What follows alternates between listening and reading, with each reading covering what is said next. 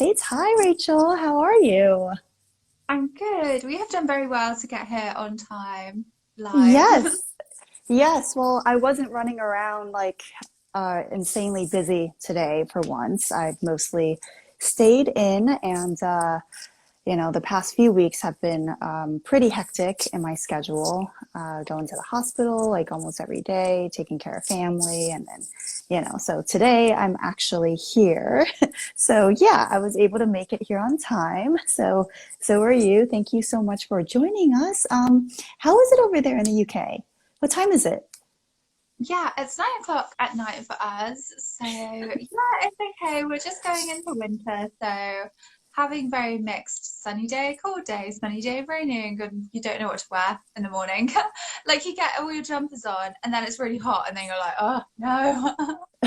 Yeah, it's kind of like that over here too in the East Coast. It's starting to get really fall weather, but there's still some days where it's like 90 degrees. But yeah, we have lots to talk about today, mostly centered around eating disorders. So yeah, without further ado, let's get started because I know a lot of you are very eager to have your questions answered. And yes, just so you know, just like every other IG Live we've been doing, please do ask your questions in the comments section. If at any point you have a question, ask it and we will answer it by the end of the video. So yeah, all right. So Rachel, here is our first question. We only have half an hour, so the first question is, what are the different types of eating disorders? Yeah, so there's actually quite a few different types. I'll talk mainly about the ones that I work with people. Also, just quick overview. I'm a psychologist and hypnotherapist who specializes in eating disorders, which is obviously why I'm qualified to talk about this. But I guess most people, when they think of an eating disorder, have this kind of stereotype in their head of a young girl who is underweight. But that's usually the stereotype of like anorexia, so someone who is restricting their food intake a lot, has lost weight, or is refusing to gain weight if they're kind of meant to be growing in that time period. And how they think about their body is actually very different from what other people see. Like they might think they're fat when everyone else is thinking you're underweight, you really should be eating something to be healthy. So that is one kind of eating disorder. And there's also binge eating, which sometimes people don't realize is an eating disorder. So it's where someone would eat more food than is considered kind of normal within a certain time period. So obviously, like Christmas, we're probably all overeating and stuff. That wouldn't really be a binge. But most of my clients kind of, if they're binging, might do it on their own, kind of in secret, or eating quite a lot of food. Often people say it's kind of like you're trying to avoid feeling something else, you're kind of like zoning out through the binge, or it could be just, you've restricted those foods for a while and you really want to eat them, enjoy them, and you're kind of feeling that out of control around the food. So it's not like, okay, I'm overeating, or I'm full, I think I'll stop. Often people are feeling full, but they still wouldn't stop, which then leads us to bulimia. So people would have that binge and then compensate in a way that isn't actually healthy for your body. So maybe that's making yourself vomit, maybe that's taking laxatives, it's doing like really excessive exercise, or taking diuretics, which like the water, try to get the water out of your body. And you kind of think, so I have bulimia myself, you think, oh, this is great, I'm just like undoing all that food, but actually you are doing a lot of damage to your body, and you're setting yourself up to have another binge because of what you've done, and keep yourself stuck in that cycle. So they're the three main eating disorders that I work with in terms of um, how people are thinking about their weight and shape as well, and that being Yeah, a factor in keeping the eating disorder going. yeah. That was a lot. Thank you so much for I'm just sharing all smiling of because I want that. to hold the breath. I'm not smiling because eating disorders are funny. Yeah, no, of course, of course. Yeah. And I did realize I totally forgot to have you introduce yourself. So I'm glad you interjected that so that you could remind me. So please do. That's so rude of me. Please do introduce yourself to our audience. Who are you, and what do you specialize in? If you haven't figured it out already, guys. Oh yeah, thank you. Oh, don't worry. I always just jump into stuff. So I'm Dr. Rachel Evans. I have a PhD in psychology of eating, which was inspired by my own struggle with an eating disorder. I feel like I always wanted to be a psychologist, but kind of like didn't know what to do. And then when I'd recovered, I really want to help people with this, which I think is a real strength actually, because I kind of see it from both sides.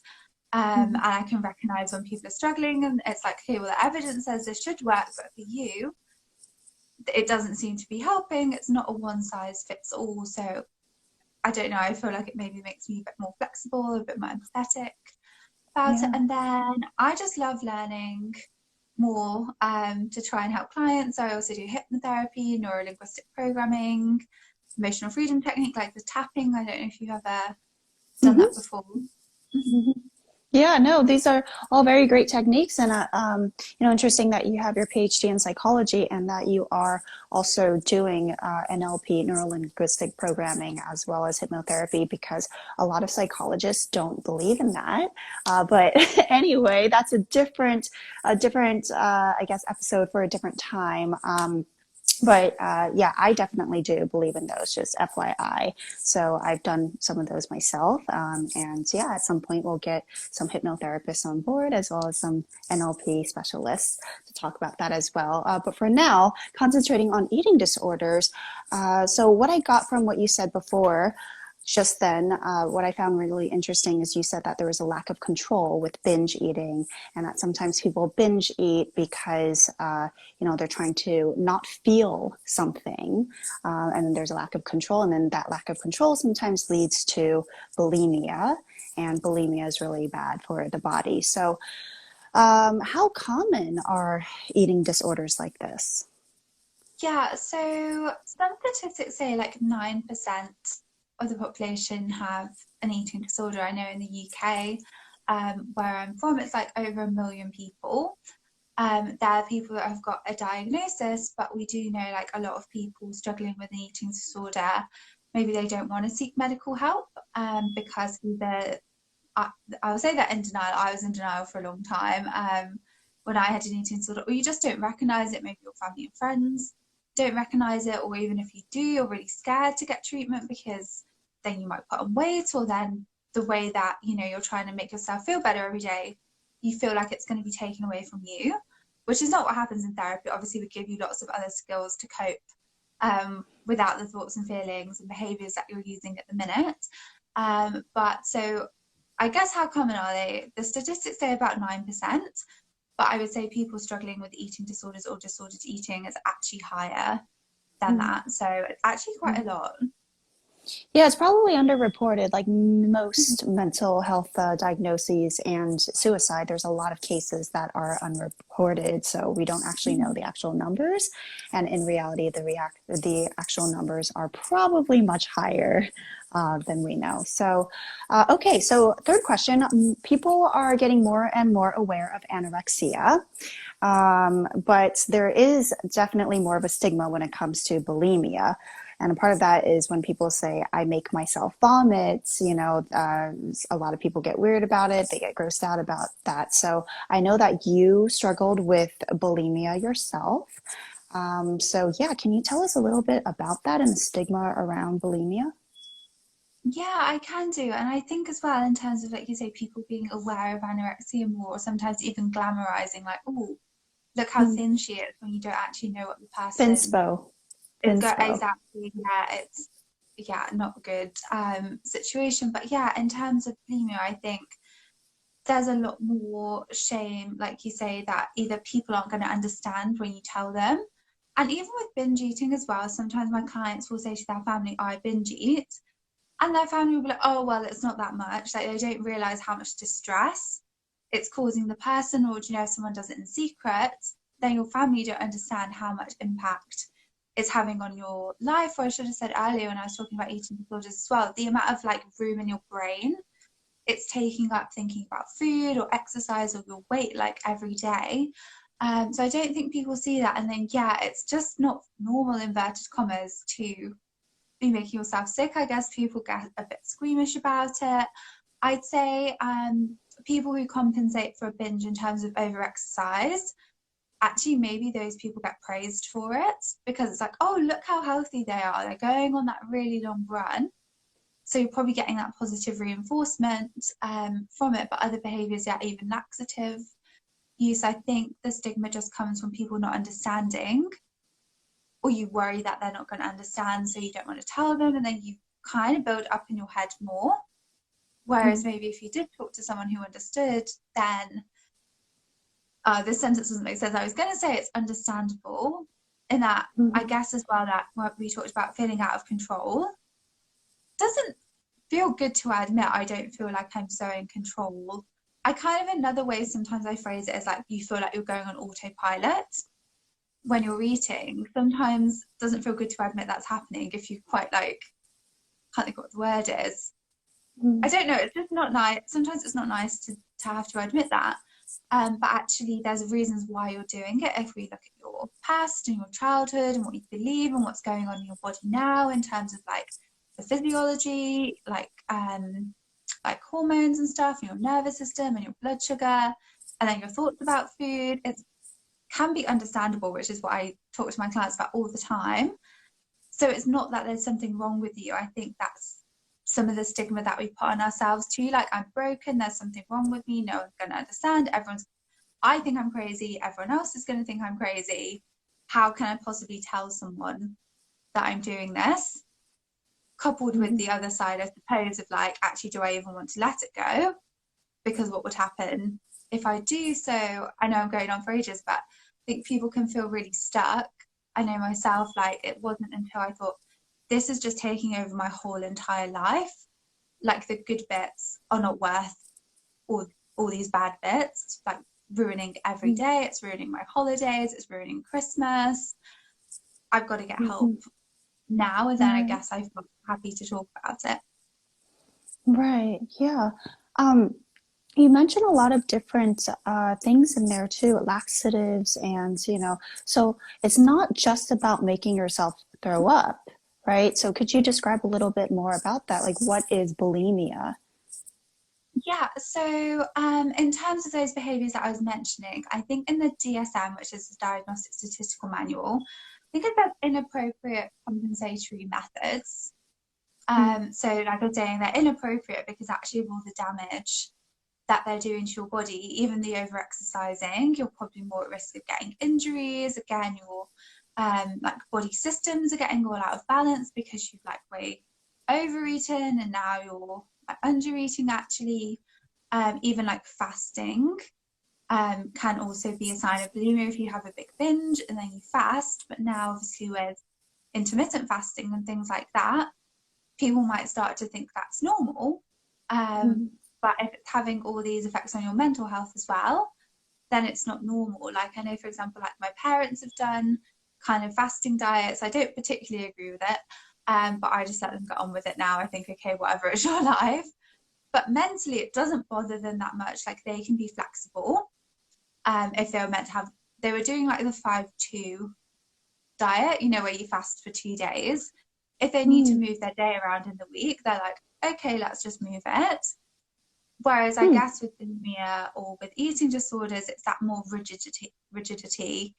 It's harder to be flexible. You might get really anxious about those kind of things. I'd have gone totally off topic now, haven't I? I was like, what's the It's question? Have so. I answered about the different compensatory? Well, this Yeah, is so like actually the another, yeah, another great question that you're already answering, which is, you're getting into the difference between dieting and, and an eating disorder, which we briefly spoke about when we had our phone call.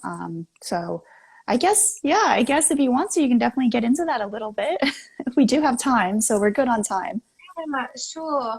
I mean, it is really difficult, I think, just because diets are so commonplace now to know when is my like healthy eating turned into an eating disorder. Because another thing I didn't mention at the beginning was orthorexia, which is not actually a diagnosed eating disorder yet. And there's kind of more research coming out about it. And that's when people kind of called the clean eating disorder, that someone would want to eat pure, is very concerned with health.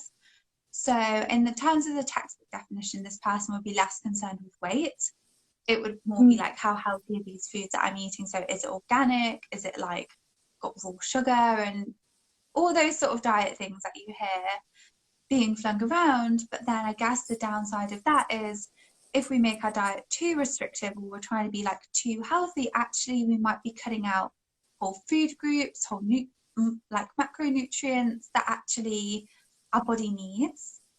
And so Mm, we could get nutrient deficiencies. Again, we could be really worried about eating out because a lot of places don't tell you, all the ingredients of what's on the menu.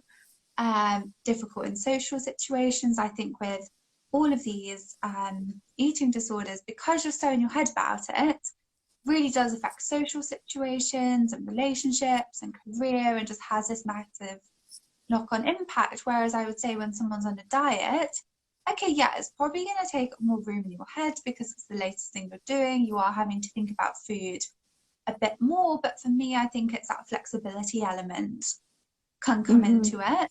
And hmm you don't get, okay, maybe you're on a diet and you're going to a barbecue, but I guess my experience of an eating disorder, I would worry about that like 3 weeks in advance.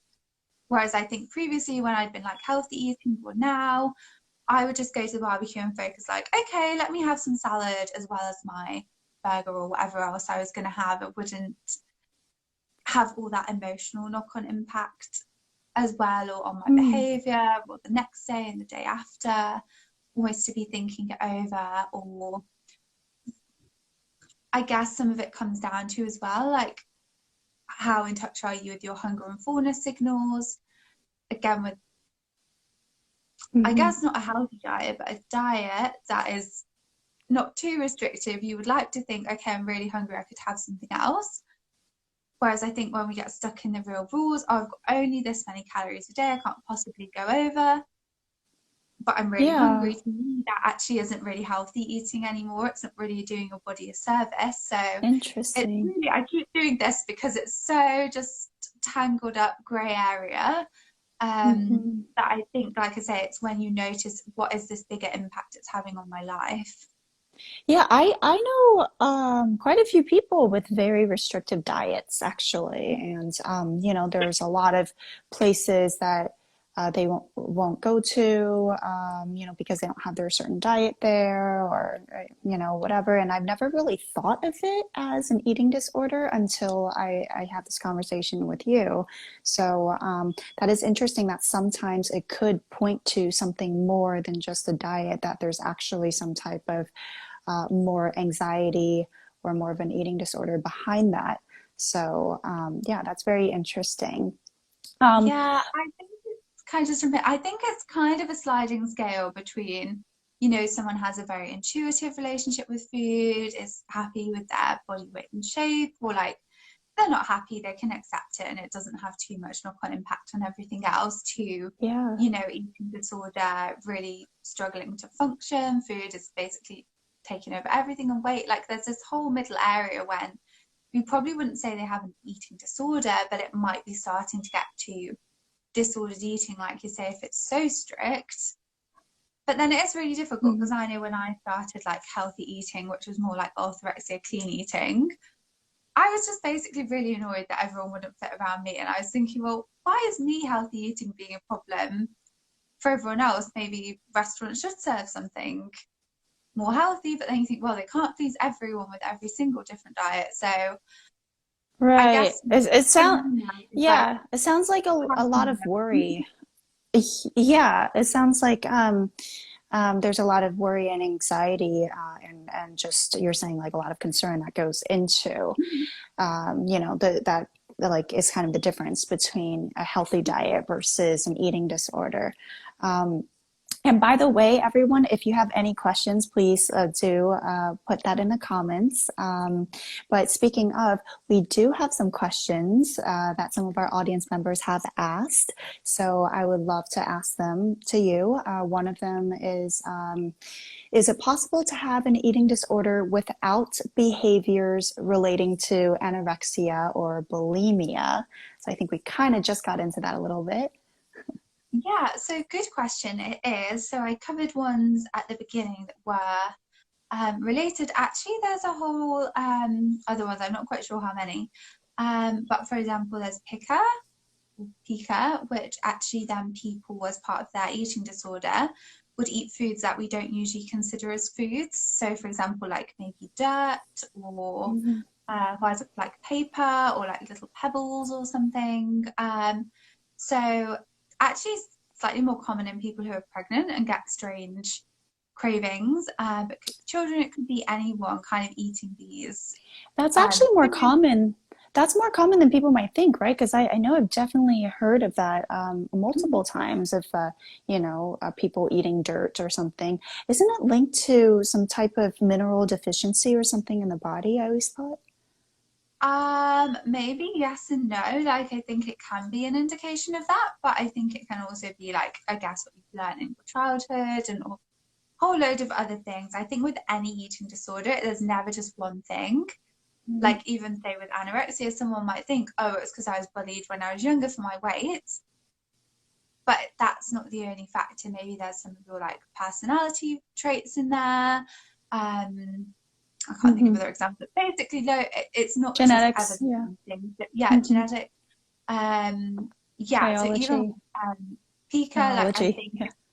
probably is more than one thing because someone else might also have that nutrient deficiency, but they wouldn't eat dirt. They might think, actually, I probably shouldn't be eating dirt. Let me let me Right. see.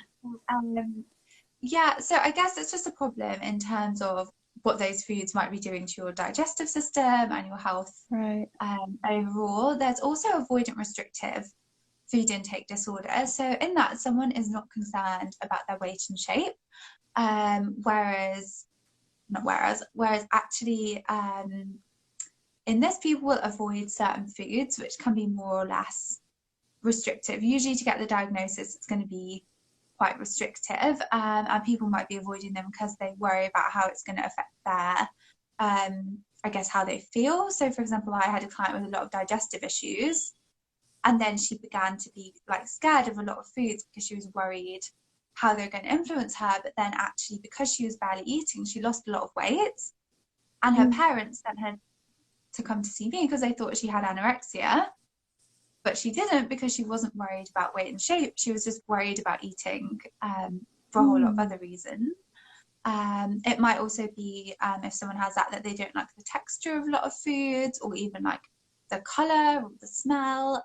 So it could actually be more like a sensory thing going on for them than what we kind of traditionally think of an eating disorder about weight and shape. Um, Mm. Mhm. concern. But still, if you can't eat a lot of foods that are still affecting your life in a big way, it's very restrictive. Like we say, your body's probably missing out on nutrients, you can't go out with friends. There's also rumination syndrome, where someone could like choose to bring back up the food rather than like reflux. If it just comes up, that people would choose to bring it up in their mouth and then kind of re-chew it and spit it out, or re-chew it and eat it, which I think is less common. I don't really meet many people with that, but it might again just be because they think, oh, this is not like normal, inverted commas. I'm not going to tell anyone that this is Right. happening. Obviously, that can have effects for your teeth and digestive system and a whole lot of things. So I guess that's why you put them in the DSM, because overall, probably not that healthy for you if you keep engaging in them. Right. I'd say they're the Right. main ones. We have got a comment. Yes, it's a question. Do you want to answer it? What do you Yeah, think okay. can help someone with, you might be better at saying this, pseudodysphagia. I'm going to try. But Pseudodysphagia, yeah. pseudodysphagia, also known as choking slash swallowing phobia. Have you dealt with that before? Have I dealt with that before?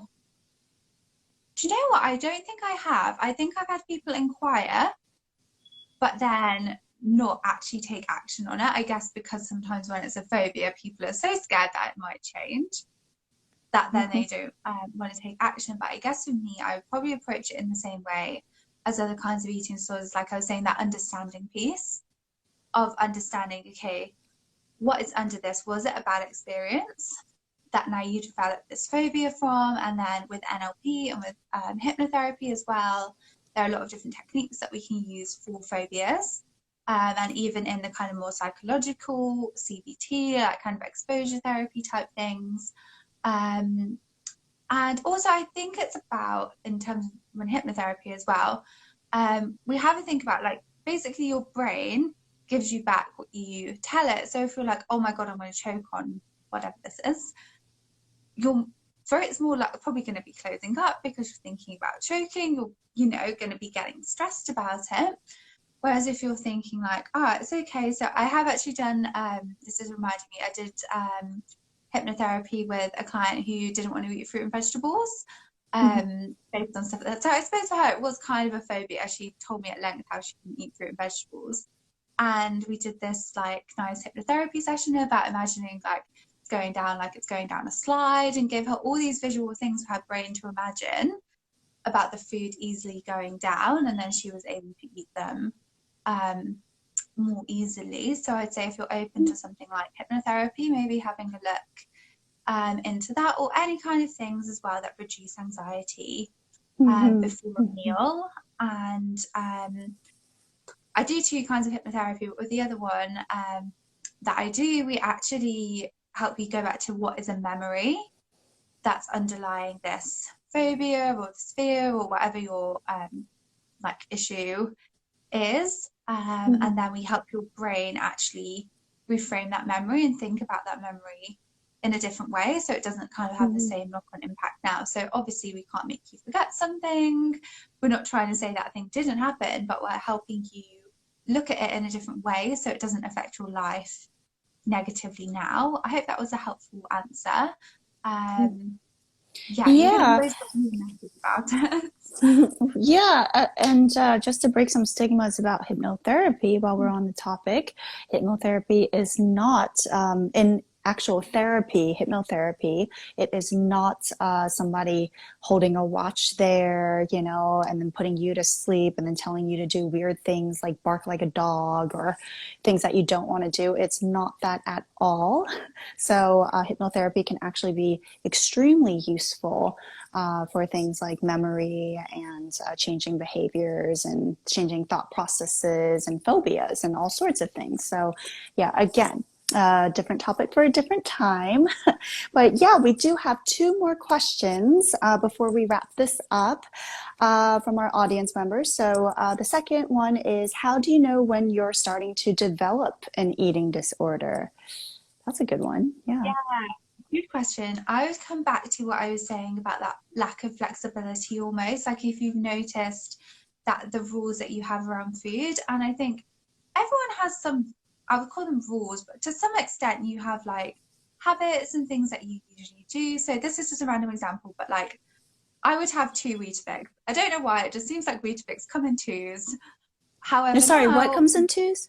oh, do you not have them? They're called Weetabix. They're like breakfast things. Oh, You I know what I don't, mean? yeah, not Imagine like those. Pop Tarts. I don't No, know. you put milk on them. Oh, you put milk on them. You It's like dunk a them in milk? cereal, but it's like a block. It looks like this. Like a big No, Wheatie? okay. Maybe. Do you have shredded wheat? Yeah, anyway, it doesn't matter. It's an example. Sounds Um, delicious.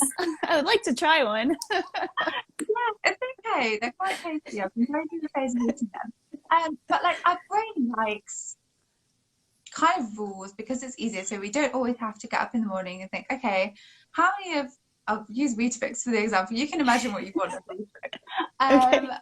you know, don't have to think, oh, how many did I have this morning? Because that takes up a lot of processing in our brain. So we all have these kind of habits. So it might feel um, kind of habit not to eat certain sweets or something as a general rule, but you could change that if you really fancied one, for example. Like we have these, but when you notice it's starting to get stricter and stricter and stricter, or like the anxiety is coming up more around them, or even with say binging or something, if you notice like, oh, I used to eat like one chocolate bar kind of a bit in secret, whereas now that quantity is getting more and more and more, or making myself sick after meals, even if you're like, oh, but it's only once every so often, but Hmm. it's still a behavior that isn't helpful Right. for your body overall. So I think when you start to notice these things, and it's really easy with an eating disorder, like basically every single one of my clients tell me, oh,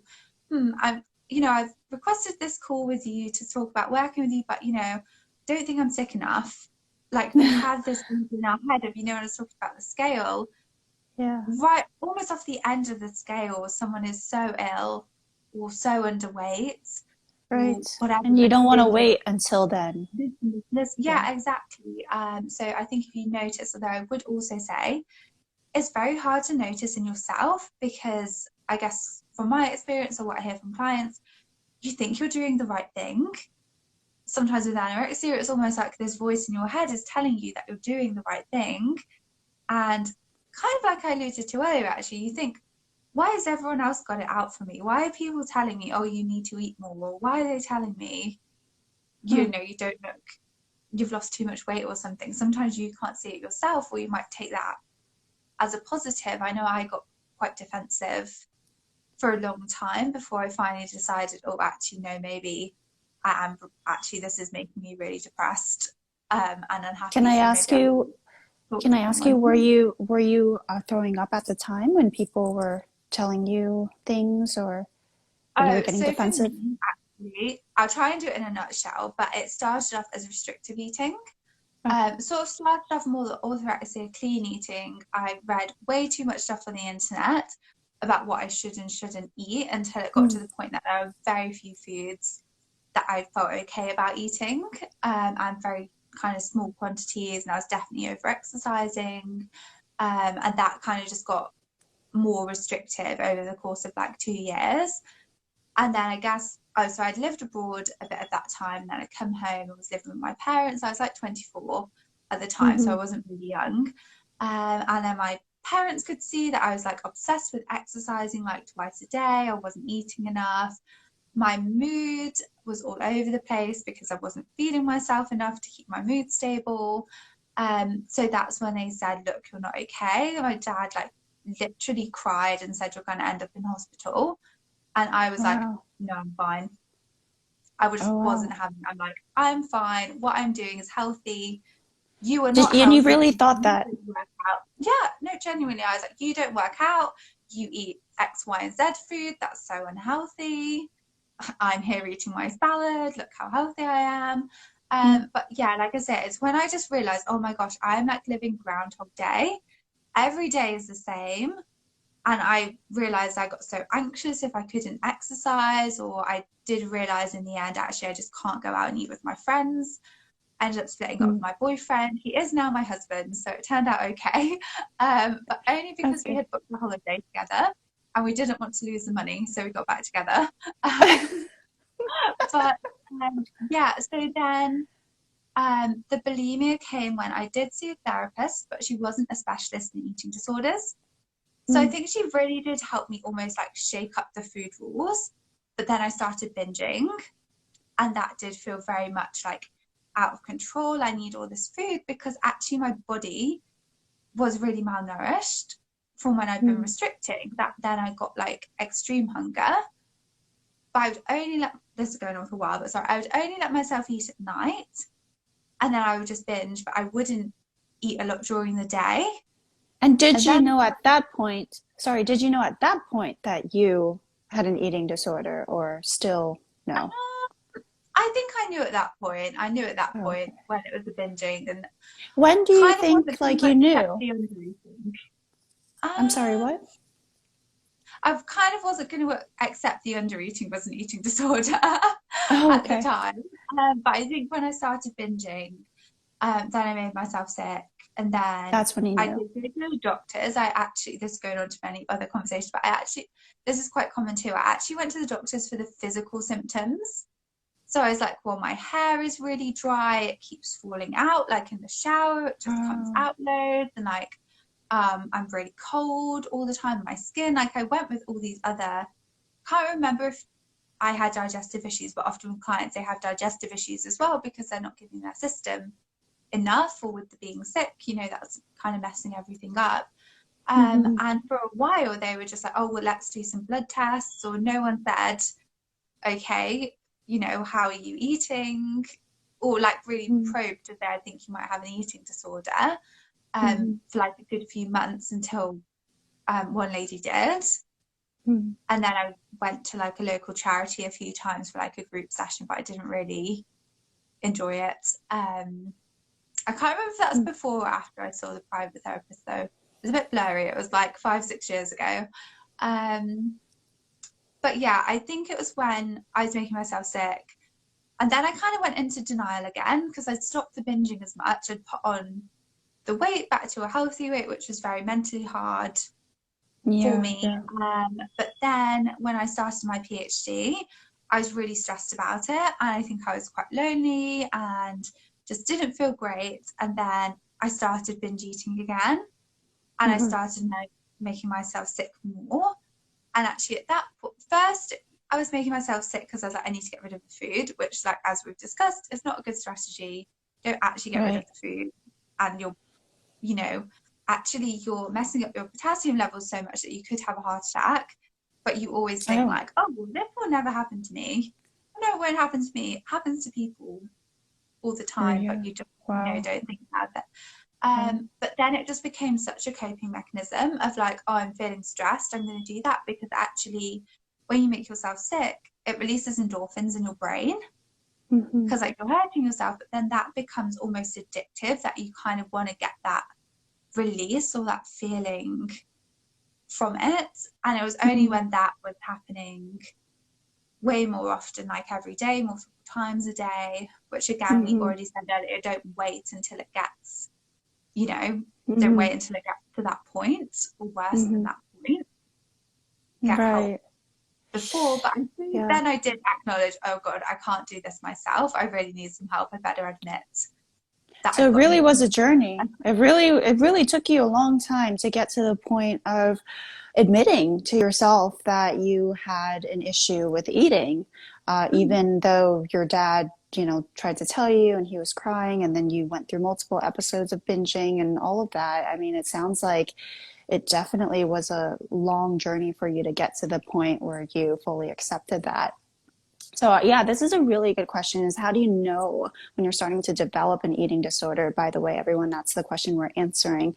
And I just want to add like a little bit about myself. I'm not going to go into details, but I actually didn't know until last year that I used to have an eating disorder when I was younger.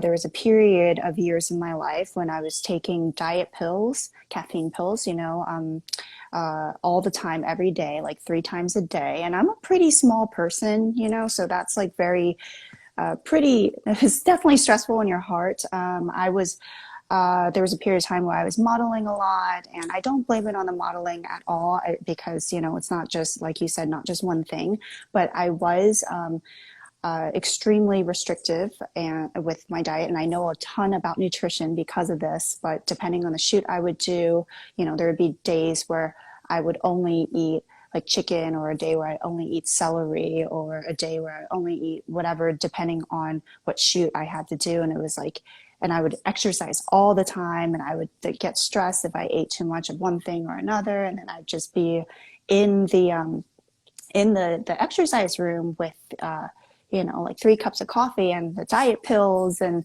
just exercising there. And I never thought it was an eating disorder. I actually did not know. I just thought I was working my butt off. I just thought I was working hard and just being good at what I do, and just try. And even if I wasn't modeling, I probably still would have done that, because I saw it as like being fit and being, I don't know, just being on top of it, being on top of my body, and just yeah, all of that. And I think a lot of that was created actually because somehow I did get into thinspo. And there's like a whole culture around that. It's a whole subculture. And I got into that, and I like, when you're young and your brain is very susceptible, you start to like want to model those behaviors for whatever reason. And then there was a period of time where I did kind of binge eat also, and then I felt really bad about it, and I did throw up a few times. And this whole time, I didn't think of it as an eating disorder. Again, because I thought, oh, this isn't something I do every day. This isn't, just like you said, it's not bad enough. It's not disorder. So I'm very lucky in the sense that I got out of it. I can't really pinpoint any one thing that made me get out of it. And I'm at the point like I literally eat anything and everything I want now. I gained 15 pounds during quarantine. I really don't care at all, you know? It's like, you know, and I know I could exercise a lot more. You know, and it's been really hot out and I haven't gone to the gym because of quarantine. And I'm okay with that. But for health reasons, you know, I do know that I will start to exercise. Like a few times a week, but it's not, do you know what I mean? Like I'm at a point now where it's good, but I had no idea until 1 year ago that there was years of my life that I had an eating disorder. I even wrote Yeah. poetry about not eating, and I still didn't know. So it's complicated. Yeah. I can believe that there's, well, you haven't gone into, we don't have time, but a whole lot of other behaviors that come with it that people think, well, I don't have an eating disorder because I'm always cooking food. It's like, okay, maybe Hmm. you're always cooking it because you're so like feel so obsessed by food, but are Obsessed. you eating it or you're letting yourself eat it, or are you always cooking like, my God, I made everything with banana instead of sugar and they all tasted the same, but I was like convinced, oh no, this is healthy, this is different. I think you made such a good point though. There's like so much content on the internet now that we can see Hmm. other people and we can think, oh, she's got such a good body, or he, or they. Um, and they share what they eat in a day, which, Hmm. okay, maybe it's fine for them. Maybe they don't have a disordered relationship with food, but us trying to fit it to our life exactly when it Right. isn't really good for us can actually, Well, I did that for a lot of yeah. years too. And also we can't see behind the camera what Right, is their right. life really like, you know, that discipline. Like I think we put so many positive traits on these Well, behaviors I that we're mean, doing, working the hard in the gym. the thinspo this thinspo culture is different than fitspo. I mean, and they're both there are both like toxic aspects to both of them actually if you go too extreme with them, but the thinspo one especially, it's different in the sense where I was like obsessed with, I don't want to use the word stupid, but just things like thigh gaps and like showing bones, you know, showing Mhm. bones in the body and just being really bony. And it's just like, now I look back at it and, you know, I'm just really glad that I'm not inspired by those things anymore, you know, but it's like a culture that almost makes it something that young girls want to achieve, you know, and it's not healthy. You're not trying to achieve these like healthy standards of beauty or being a woman or femininity or whatever that is, you know. It's like, no, being bony like that is typically, unless you're structured, you know, you're physically, biologically, just genetically like that, typically it's not healthy, it's not good. So yeah. Anyway, we did really go off on a tangent. We really did go off, but there is one more question that someone has asked. The question is, how can you help someone who has an eating disorder who believes they don't have one? Oh, these are all kind of interrelated. Yeah, so that's good. We were just talking about that. Yeah, I think just be there for them as much as you can and almost have an open door to say, look, I'm here if you want to talk to me about it. I think show them a lot of compassion because, as we talked about, people could be in, like they say, they're in denial or they might be very defensive about it. And you kind of bulldozing in, like, look, you've got an eating disorder. We would like to think it was helpful, but more often than not, actually can make someone shut down even more. So if you are like very worried about their health, you think, okay, this person, you know, is in a critical state, then in England it would be take them to A&E or try and get them to the doctors as soon as possible. I guess in other countries it would be quite similar. If you can see, I know it's really difficult, but if you can see that they're going downhill but not at that critical kind of state, I would say learn as much about eating disorders as you can. And it sounds like you're already doing that just in terms of the signs and symptoms. I don't know how people can implement this, but what I find helpful is just kind of gently helping people see what are the pros and cons of this, the eating disorder, because there's always good bits and bad bits. But like I said, for me, when I noticed, oh, actually, this is ruining my holiday, because for me, I was thinking, well, when can I be sick? I'm planning my whole day around trying to have a binge when no one was going to be there, which I actually just want to be enjoying the beach. So if you can kind of help draw out the good and the bad bits for them, even if you don't say, oh, I think you've got an eating disorder, I've noticed that you don't seem very happy this week or something, kind of try and start off at a bit higher general level addressing it. And like I said, I think just be there for them. And another thing as well, keep inviting them to things, Mm-hmm. even if they say no, because a lot of my clients say, well, my friends don't invite me out anymore because it's got food and they think I'll say no. And I can understand from the friend's point of view, they wouldn't keep inviting someone if they think it's going to, make the person anxious or they're going to say no. But then for the person, it's very hard to get involved in like their social life again if they're not being invited to things. So that would be one. Just keep trying to involve the person because one day they might say yes, and come and Mm-hmm. do the things. And also, I guess if you have the capacity at the time, because obviously, you've got your own stuff going on too, but just try and be that bit more flexible. Um, Mm-hmm. if you can, and just know if they did snap at you, it's not your fault.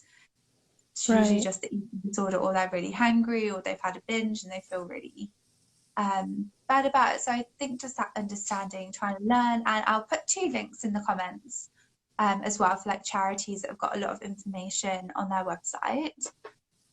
Mm-hmm. Yeah, I think that's one of those questions where we can relate it to a lot of other mental health issues as well. How can you help someone who has blank, who believes or thinks that they don't have one? And it's not difficult. It's definitely challenging, whether that person's in denial or whether they don't know it. They might literally just not think that they have that at all, and they don't identify with it. So yeah, how do you help them, and who are you to say that you're the one to help them, and that that that. So it does get extremely challenging. There's no right answer. There's no one size fits all. But I've always said that I don't believe in giving up on those that I care about, and that's just me.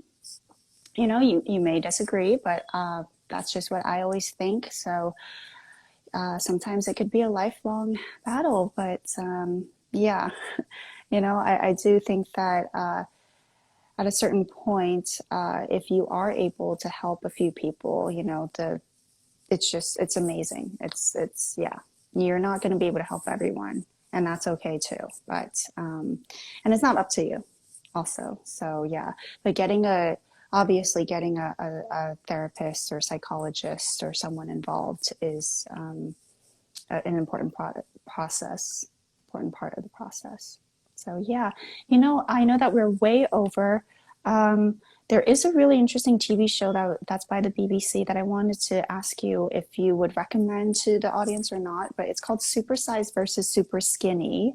It's a show, right? I wouldn't recommend You that. would not. Okay, interesting, interesting. So I think that was out ages ago, wasn't it? And It was, but they dealt with eating disorders with like someone who ate too much and someone who ate too little, and there was a lot of instances of restrictive diets and people who didn't think that it was an issue, or people that had uncontrollable binge eating, who just didn't know how to help themselves. And basically, it was shock therapy, and of course, it's a TV show, which is why I was wondering if you'd recommend it, yeah, but I it was think that's interesting to why I was learn. gonna say, why not? Because I think I guess the way they do it for the TV program is a bit, I can't think what the word is. Like, do you know just sometimes when you're a bit like, ooh, and I think there's a lot there going on in therapy. I think they almost make it look too easy, Oh yeah. and the person just changes their mind and then eats whatever differently. Mm-hmm. I don't think they maybe quite go into the nuance or that kind of deeper level that I might like them to because it's a TV show. And I think as well, I guess with eating disorders, comparison is a big thing. So I think when you're watching that, it would be really easy to compare yourself to the people. And again, think, oh, I'm way worse than them. I can't possibly get help because I'm so bad, or the opposite. Oh, I'm not sick enough. Usually both at the same time, Mm-hmm. confusingly enough, which keeps Mm-hmm. people really stuck. So yeah, I wouldn't particularly recommend it. I would think that looking at kind of the resources on the internet from, like I say, the charities that I put in would kind of be more helpful Mm, than not. Though I did watch a lot of series of that when I was growing you up. did? It was very Oh, good okay. TV. I Yeah, don't know I how mean, it they've, goes into me having sort of yeah. that. I mean, the ridiculous part of it, for those that don't know the show, is that they do place two people in of like opposite eating disorders in a house for 3 days, and they ask them to swap meals, which I think can't be healthy, you know. But at the same time, though, there are such a wide array of different eating disorders that they do bring in that I found that part educational. You know, there are all sorts of different types of eating disorders and people, you know, wanting to heal from that. And then they also had an aspect where they were going into recovery. They would follow, you know, these people around that were in recovery.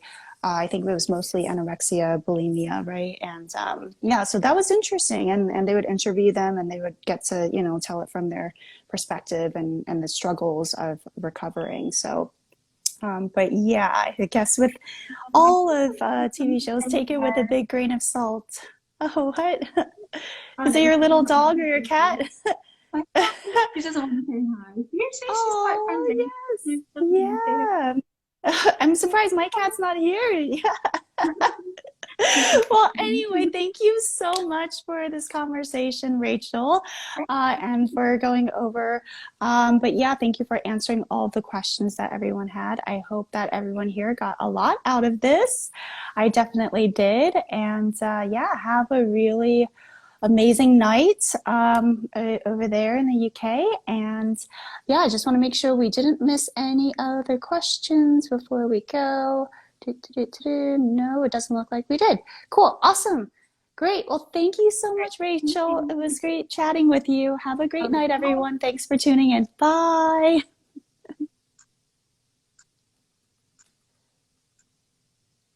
Oh, I always forget how to turn this off. Okay.